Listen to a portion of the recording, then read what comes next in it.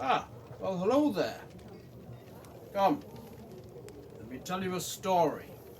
This is the story of the bloody Boggart, a tale of true heroism, and of course his unfortunate downfall. Our story begins, as many do, with a humble farm boy with a heart yearning for adventure.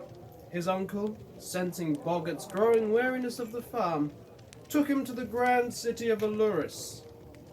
The uncle generously sold the long hoarded treasure, and with the money, implored the bloody Boggart to fulfill his true potential. It was not long before Boggart heard rumblings of a great evil in the mountain. A vile leader and his dark forces were massing in the north, ready to strike upon the innocents of Aluria. Baron Dread. Destiny was calling to young Boggart at last. But in a less figurative sense, destiny was also clawing at his sleeve. For an exhausted and beaten down tiefling known as Adam Carxius implored our hero to save his daughter, Codex, with his dying breath. A valiant mission indeed, but sadly not one that a farm boy could complete on his own. He amassed a party of true power, allying himself with man and beast alike, befriending bears, barmaids, monkeys, rats, and even a mythical riding turtle. The ragtag fellowship journeyed into the mountains, praying that they weren't too late to save the child. They spied a most heinous, demonic laboratory.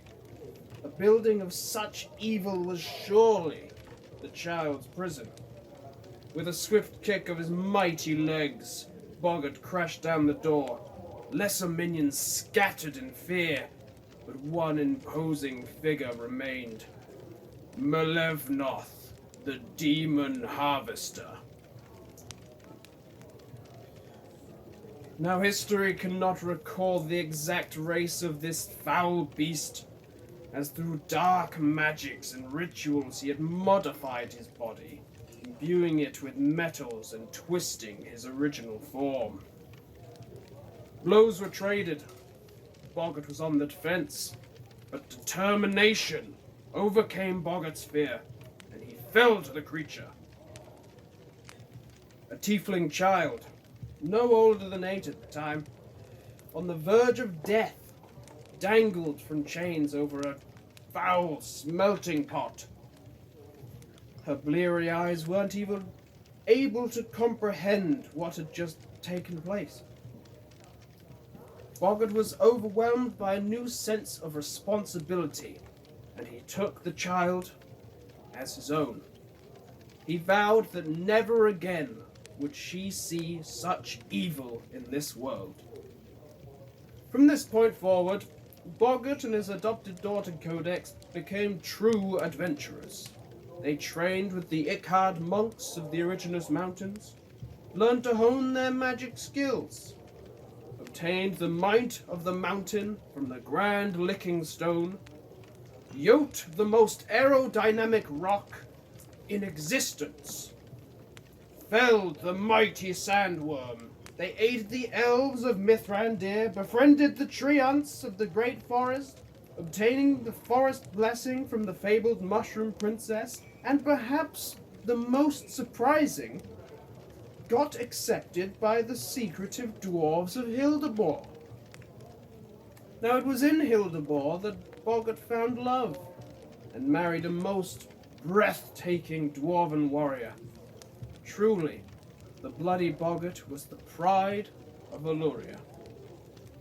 That is, of course, until he began hearing the voices. The voices of a terrible, unspoken horror from the depths that had sensed our hero's potential and had begun tempting him with immense power. Now, sadly, this is where we must pause our tale. And I warn you, Chapter 2 is not for the faint of heart. now, back to the stream.